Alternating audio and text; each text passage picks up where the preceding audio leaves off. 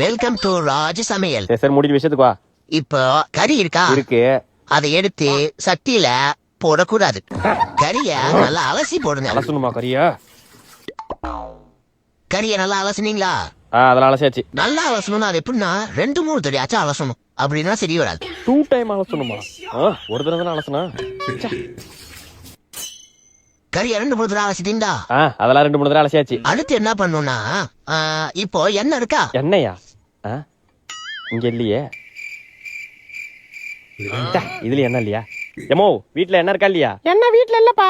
எண்ணெய் இல்லையா? நீ போய் வாங்கிட்டு வா. சரி நானே போய் வாங்கிட்டு வரேன். என்ன பைக் ஸ்டார்ட் ஆக மாட்டேது?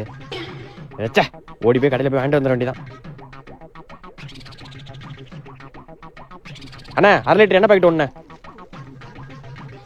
தேங்க்ஸ்ண்ணா. ஒரு எண்ணெய் பாக்கெட் வாங்க 5 கிலோமீட்டர் போக வேண்டியதா இருக்கு. எண்ணெய் இருக்கா? இருக்கு. சரி அது தேவைப்படாதே, ஓடமா வைங்க.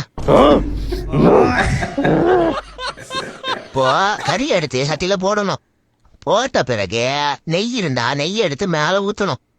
ஊத்துன பிறகு உருளைக்கிழங்கு, வெங்காயம், தக்காளி எல்லாம் சட்டியில போடவே கூடாது. இனிமே கிச்சன் பக்கம் வந்தா செருப்பால் அடிங்கடா.